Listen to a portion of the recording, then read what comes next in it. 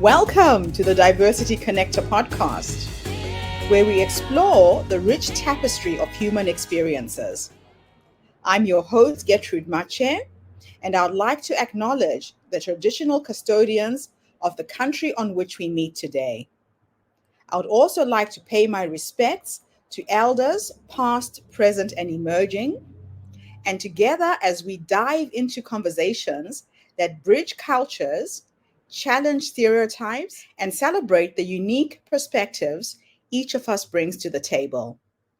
Each episode is a journey through stories and insights from a kaleidoscope of voices, each sharing their colorful narrative. Whether you're at home, on the go, or just anywhere in between, you're now part of a community that values understanding, inclusivity, and the beauty of diversity. So plug in your headphones, get comfortable, and let's connect through the power of our shared stories. Welcome, and thank you for joining us on the Diversity Connector podcast.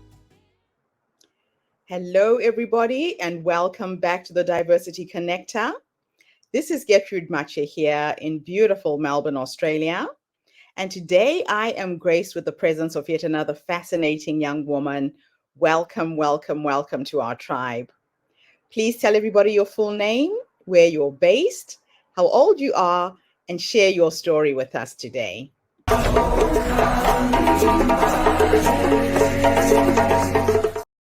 Hello, everyone. My name is Monalisa based out of Nigeria, and it's really an inspiration to be here. I grew up in a family of five ladies, by the way, and I'm 29 years old currently. And growing up was a bit of a challenge. Of course, in a male-dominated environment, you feel like you have to do more. But what that did to me was help me to have a broader picture of life and probably to aspire more. It didn't dampen my aspirations, neither did it deter me from the things I really wanted to do. Being the last of six, five being male, meant that more was expected of me. I had elder female siblings who had kind of set the trail for me in advance, and I did follow suit to that. What stood out for me was that I wanted to play on a global scene. I wasn't comfortable with what my immediate environment could offer. So that brought me into a very intensive personal journey that was a lot divergent than what my peers in my immediate environment could actually come up with. And from early in my secondary school, you'd call that secondary education, middle grade, I had started hustling, as I like to call it, probably doing all sorts of businesses, legal businesses, to support myself, to put myself through school, to even support my family. And that was the entry point into my entrepreneurial journey. I had started out very young, before I was even 18, trying to hold my first catering event, where I had to cook for a crowd of over 500 person. And that was the aha moment for me. So after that experiment, as I like to call it, I found out I could actually do a lot more. And that was how I found my first catering business, actually called Monagold, of course, named after myself. And that led me up until university days, where I would cook for faculties, I would cook for my professors, and the birthdays, gathering, get together, did all sorts of things just to support myself and to also keep my dream alive. And it's all added up. Currently, I work as the CMO of Memoir Africa, and I'm also the co-founder of Memoir Africa. And what we are doing is to create opportunities for African developers to be able to stay competitive in the global market. So we kind of upskill developers. I have had the exposure of working in the past 8 years in marketing across emerging tech, across deep techs, you just name it, blockchain, AI, Web3, crypto, e-commerce. So I've kind of transversed the length and breadth of of marketing, and then up until this point. And I've actually got to fulfill a lot of those aspirations that I had as a young girl growing up in the midst of five ladies. I wanted to be a global brand. My first exposure to being a global brand was actually working as the director of global marketing at Zenith Chain, where I had the opportunity to lead campaigns across three different continents: the Latin American region, the African region, and the Asia Pacific region. And that was what enkindled my interest in emerging tech, which I'm currently now building as an entrepreneur. So that exposure led me to a lot of discoveries as to the gap in the African market in terms of a global adaptation to tech, being actual creators and not just consumers of emergent tech, and which is why I delved deeper. And for the past 6 months of our existence as an organization at Memoir Africa, we've been able to upskill over 3,000 developers. We are building our edtech. We are also building our HR tech and a SaaS platform, all put into one. And we have an active and robust community of about 5,000 developers. So this speaks to the impact of one's dream, one's aspiration, not minding the background that you come from, not minding the things that could have actually held you down. Being the last, I had the luxury of siblings, older siblings, who actually pampered me. But life took all of those. Should I call them excess privileges? But it took away all of those shells from me even before I was 18. I think I was 16. My mom had an accident, and I thought it would be a smooth journey, but interestingly, I was thrown into the middle of that scene. I was with my mom when she had the accident, and I was forced to bear the whole stuff. I thought my siblings were coming to save me, but they were all already married, busy in their homes, busy with work, and somehow I was convinced to stay with mom, and I had to stay with her throughout the hospital journey. We had some, of course, support from family and friends and all, but I was the most close, immediate family member with my mom, going through all of the journey that she went over a 1 year period trying to fix her fractures and all of those. And that opened my eyes to the fact that actually you have to fight for yourself. And since then till now, I have never stopped fighting. And one thing I've also found out is that the more you actually go, the better it gets. So I've come to that realization that I actually own this journey, and I've been making my life, my own life, better to the capacity that I can, and also inspiring other people to actually take bold steps beyond boundaries, if there are even any boundaries in the first place. Go all out, dream big, and seek to make impact. Now, bringing it to the future yet again, we have an active community base of 5,000 currently, where we work with developers.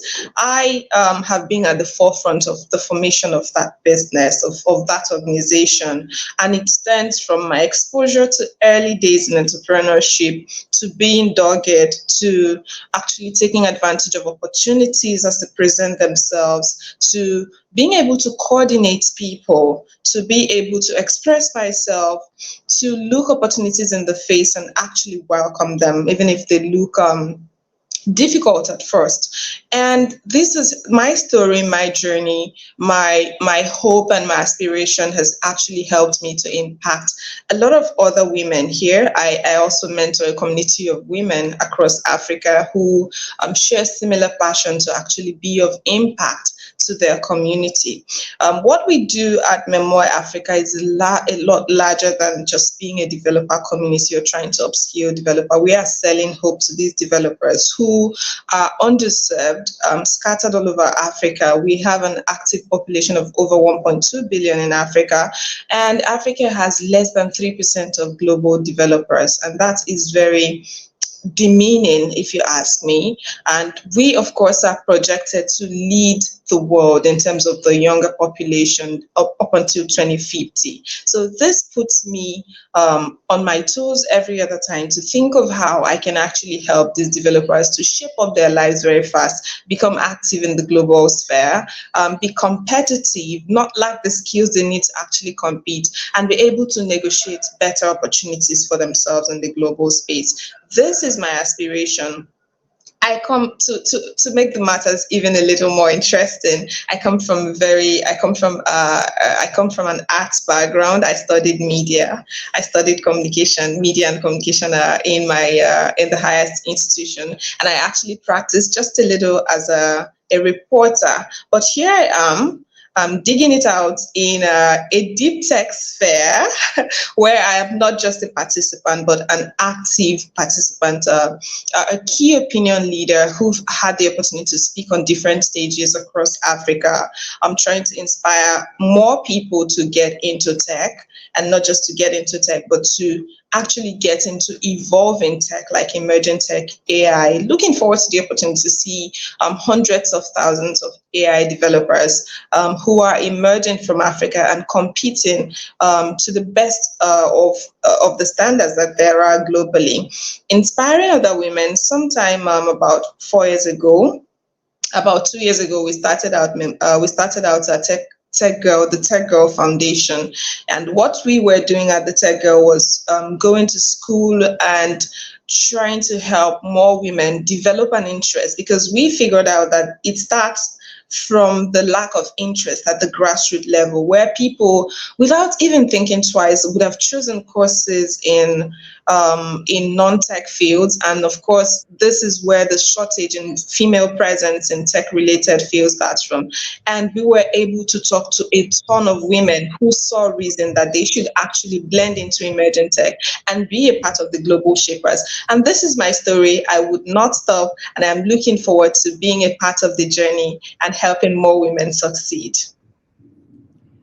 Monalisa, your story is just absolutely inspiring. You know, when I first met you, I felt like I was looking at a mini me, a younger version of myself. I absolutely love what you are doing with your life. And you have an impressive track record of helping startups build revenue growth, engage communities, and form high performing teams. Can you share a specific success story or project that highlights the impact of diversity and inclusion in achieving these goals? Beautiful. Yes, I can. Well, working at Zenith Chain, I worked over a period of 2 years as the director of global marketing, and I had the opportunity to lead about a team of 22 marketers, of course, under my department.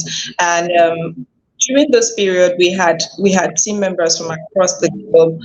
Indians, Pakistanis, Africans, Europeans from different parts of the world. And we were directly collaborating to actually achieve so much that we did over a period of time. We built an active community of over 200,000. We also launched multiple campaigns that were targeted at different regions, the African region, where we had about 40% of our user base, the Latin American region, and the Asia Pacific region. And of course, we launched products that had the opportunity to make impact where we could not get to. We would get reviews from customers across different parts who could not even speak English, but they had access to actually use some of our products, and they would share their products in their local languages, which speaks to our impact in those regions that some of those places I haven't got there before. I don't even know if I'll ever get there.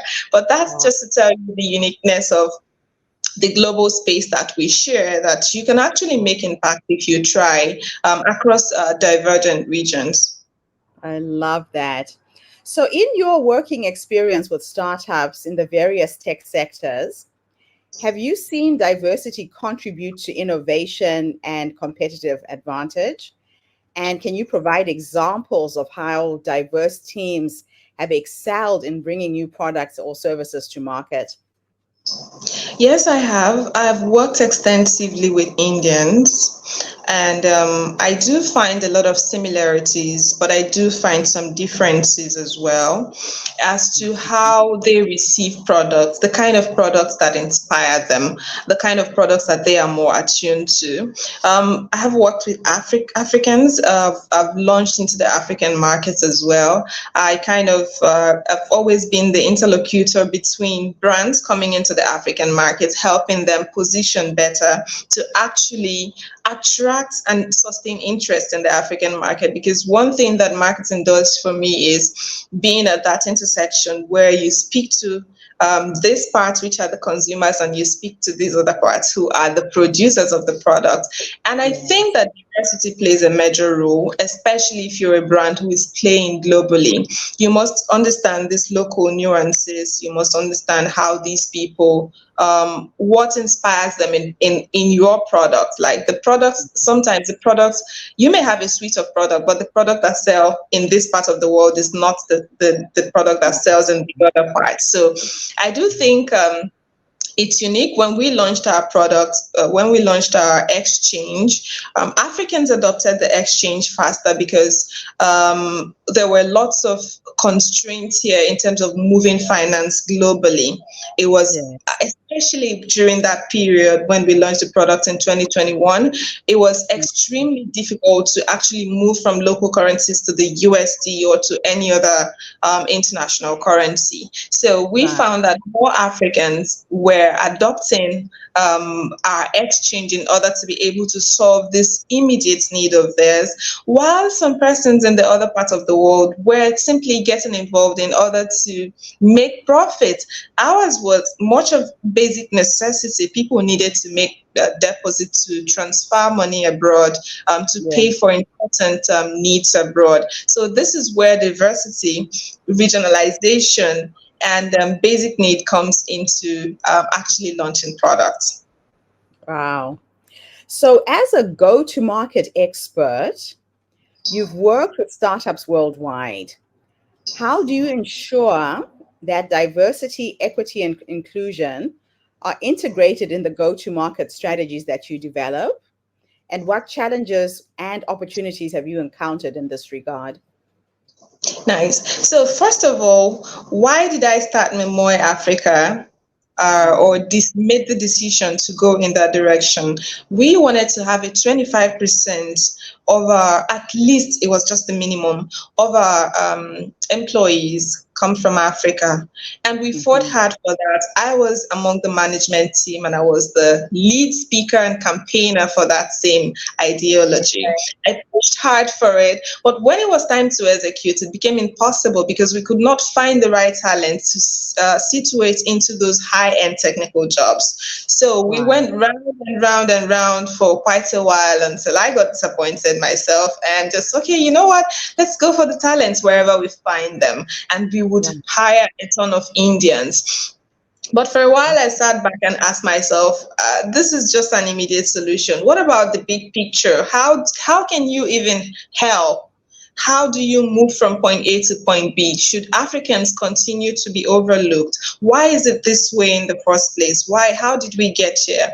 All of those questions now brought me to the opportunity that was in Memoir Africa, which have now become a startup on its own. So this brings me to the opportunity. So the difficulty we had at first with trying to fill the quota for the African market, having them well represented and included in the workforce, all the way to being able to have a startup that now seeks to onboard, upskill, and present Africans to global opportunities. So this is where leading the go-to-market and operations at Zenichain had exposed me to the challenges and now the opportunities of being able to help more Africans get into deep techs. Okay. Wow. So building diverse teams is a priority for many organizations right now. Can you share your strategies for recruiting and retaining diverse talent, particularly in the industries where diversity may be underrepresented? Web3 is such a fascinating area. I've just started, learning about it and getting to understand what it's all about. What can be done in that space? Okay, it's already there's already a mass shortage And this Mm. stems from Web 2. It didn't just happen. When I joined Web 3, when I started developing interest, I was just among the handful of people who at that point developed interest and began to work on our skills to adapt to the new markets. Now, Yes. a lot more people have come in now, but the quota is still not filled. There's still so much to get done. So I think it starts from being deliberate. When we were at Zenith Chain, we were very deliberate about having at least three members of the management team as ladies. And we went all out to make sure that happened. So it comes Right. from um, having the intention. Some do not have the intention. So everything is Mm. accidental to them. It's accidental that they have all males. It's accidental that they do not have people from the global south. Everything is just looking accidental. But in the big picture, it's really not accidental. It's about negligence. It's about lack of thoughtfulness and lack of interest, if you ask me. So it Mm. starts from the fundamental. Do you see this as a challenge? If it's a challenge, then what can you do? If you employ people and there's a kind of a skill shortage, you've managed to employ from all sectors, and there's a kind of shortage or in terms of skill sets that they come in with, you have to Yeah. go the extra mile. You have to put it somewhere in your organizational standard that people should get training for the job that they do. After all, no knowledge is ever enough. I don't know what I'll be doing tomorrow, next tomorrow, and I'm not sure I have the skills just yet, but I'm going to learn when I get to that point. I love that. So, your work includes mentoring and supporting startups. How do you address diversity and inclusion in the startup ecosystem? And what advice would you give founders looking to build inclusive organizations from the onset? Okay, so I've working with Get Funded Africa, which is an accelerator for African startups, has given me the Mhm. privilege to work with quite a number of startups, founders, and co. And one thing I like to look at is the big picture beyond where I stand in marketing, because I know that women do an excellent job in marketing. We have our own nuances that we bring to the table. So if you understand the technical side and you can also explore this other non-technical side that just comes to you by virtue of being a woman, and you can look at things beyond what's on the table. So I Yeah, kind of teach these to them at the earlier stages. Look, you don't need to discover this later. You have to find the right talents for these roles and put them in the picture as you build, so that they can all together form a functional institution for you. So yeah, my emphasis is always on reviewing your process. Instead of focusing on the challenge that you bring to the table, we could yeah. look at the bigger picture as to where the challenges might be coming from, or situations that could actually lead to challenges in the future. So, and I do know and have a lot of researches backing this up, of course, which I always speak to in numbers and in facts, that this is the type of operating system that can work for you in the mid and the long term. Yeah, okay. So, in your role as a mentor and as an advisor, how do you help startups navigate the challenges that go with, diversity, equity, and inclusion and everything else that comes with getting your business off the ground? And what are the common misperceptions and obstacles that you've observed in this context? Okay, so first thing is, I always come in handy with solutions. So Mhm. instead of just pointing at the problems and walking away, I kind of figure out that if we get to this discussion, this would be the outcome, and this is how I can help you move past that stage. So instead of just coming to say to you, oh, you don't quite have some ladies in your board. What are you going to do about it? I'll tell you, these are the prospects you could get from having more ladies in your board. And in case you want to explore that option, this is where to go. I could could hand you, I'm well networked in the African continent, and I could hand you down a number of portfolios that you can research. I could connect you. So it Mm. goes beyond just suggesting or commenting on existing problems, but helping these people find solutions, more like hand holding all the way till a solution is found. So that's number one. Okay. The second one is that I've worked in an organization where I was actually able to influence a lot as to how many women would come into that organization while I was there. And if misconceptions like, oh, ladies can be a bit slow with work, ladies they give birth and they go on this extensive leave, they're unreliable, they quit at will, and stuff like that. I also am able to put up a statistics that shows how much productive women are, how much Yeah. leadership charisma they also carry. And myself being the first example, because I believe that the first way you can impress people is by also setting a good standard for Yeah. yourself. So even if you've not seen any other lady, you've seen me, and I Yes. should be convention. And what I can help you do is to find people of good grade, Yeah. right? Find people of good grade, of good quality, of good capacity to actually help you build what you're building. I love it. So you founded the Tech Girl Foundation, which empowers women to become tech leaders. What inspired you to start this initiative, and what impact has it had in increasing diversity and representation in the tech industry? Okay, so it's still the same one journey, because before we started Memoir Africa, the immediate thing I did when I figured out the shortage of women, because at a point I was going on LinkedIn to say, hey, because it looked like what our HR department was doing was not enough. They always came back with the same story. And I wanted to prove them wrong, that I could actually get these talents by myself. So I was pitching to people by myself on LinkedIn, hey, we have an open role here and we are looking for African females. Does this sound interesting to you?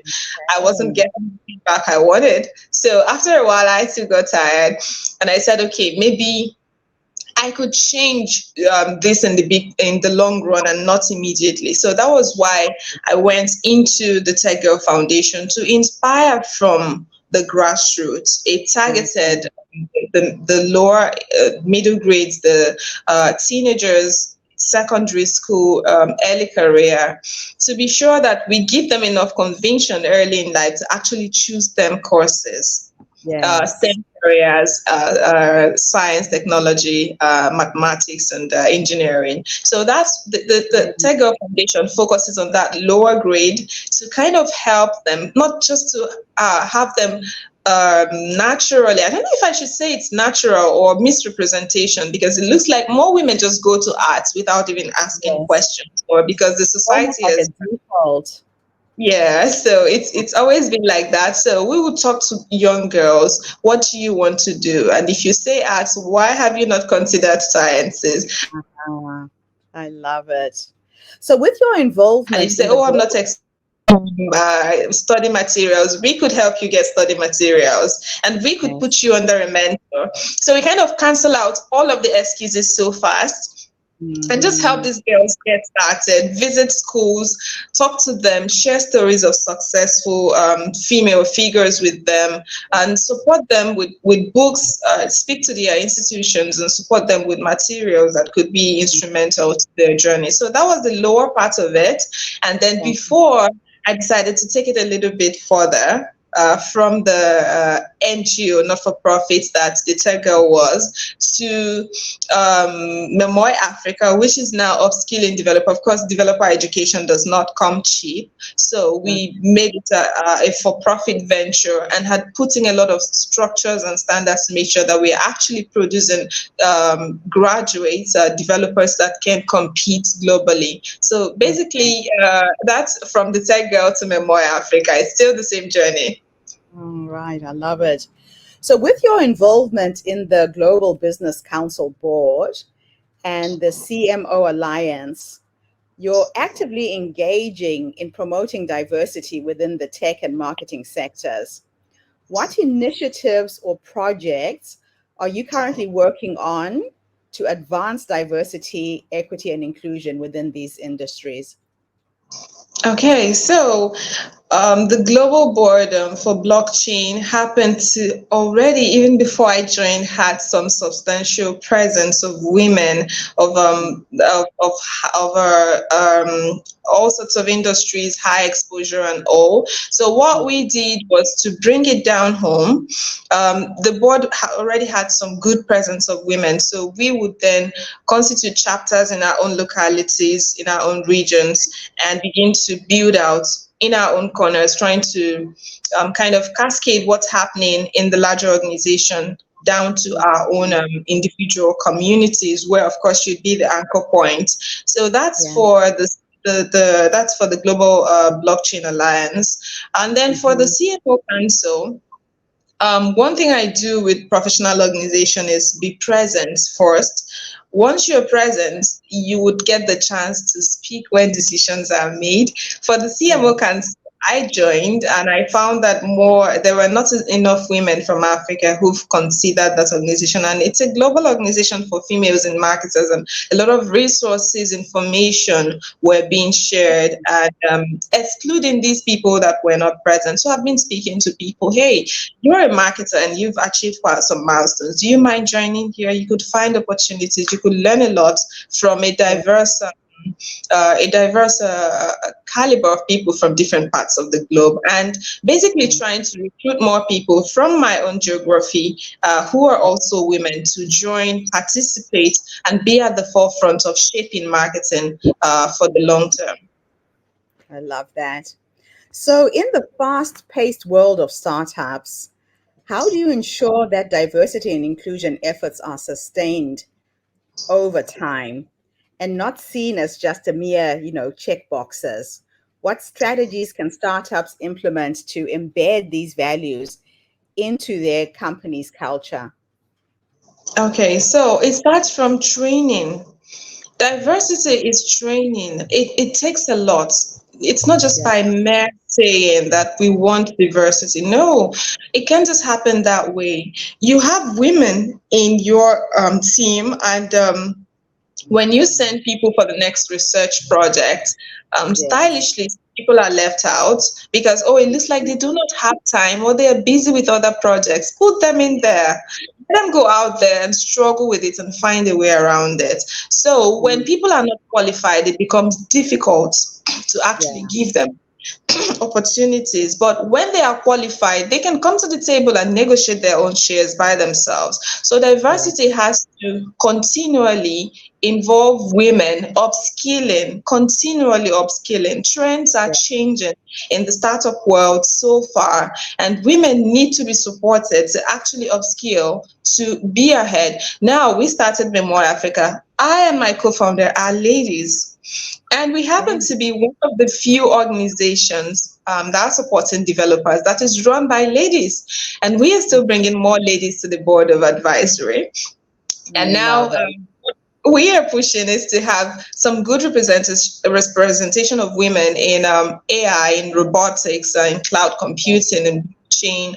And just as I keep mentioning, it starts from the scratch because we Yeah. get lots of application. I mean, we have an ongoing cohort that we had over 450 registered participants. Guess what? Mm. Not 20% of those are women because it Oh, doesn't come naturally. It looks like it just looks for like it. now. But For for now. now, so, but what we do is for our hackathons, because we host hackathons, we host boot camps. For Yeah. hackathons, before you can present your team of five, usually five, you Mhm. must have one woman as part of that team. So it would then be your responsibility. If you want to compete for the prize money, you first of all have to look for a woman who would be a part of that team, and of course, who can function in the team.